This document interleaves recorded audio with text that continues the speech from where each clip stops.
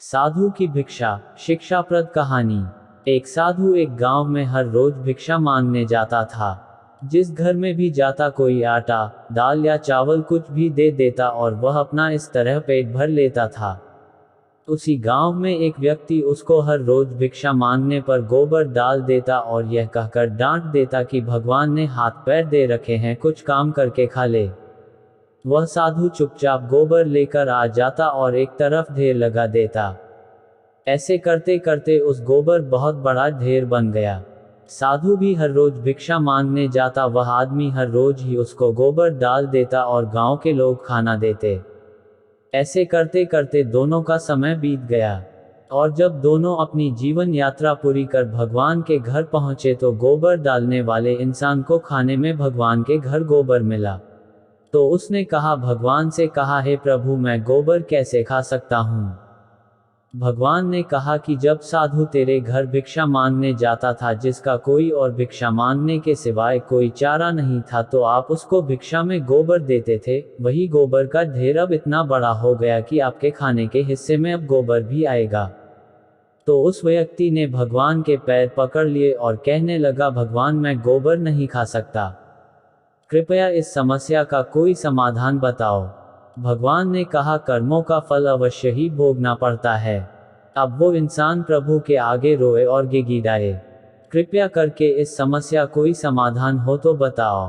भगवान बोले, इस सारे गोबर को आप हर रोज एक कपड़े में डालकर पानी के साथ धोते रहो, इस प्रकार आपके कर्म कट जाएंगे।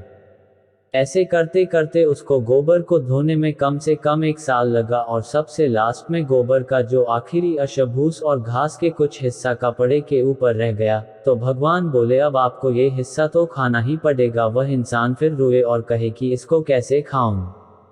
प्रभु ने कहा, किसी के बुरे कर्मों को मैं कम कर सकता हूँ, पर बिल्कुल खत्म नहीं हो सकता है, इसलिए आपको यह तो खाना ही पड़ेगा।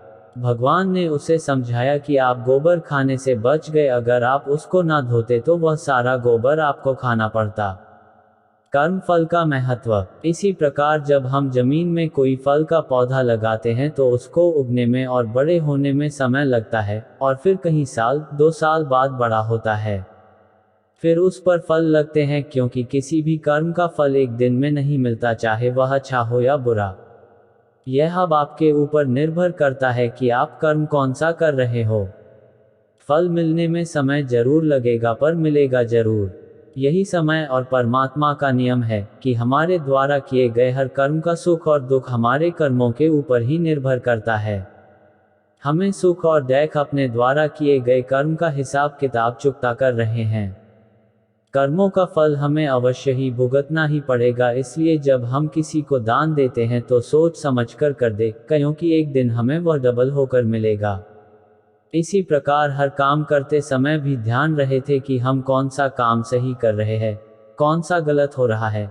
इसलिए कभी भी भूलकर भी किसी की आत्मा ना दुखाए, जितना हो सके अपनी तरफ से अच्छा ही करें।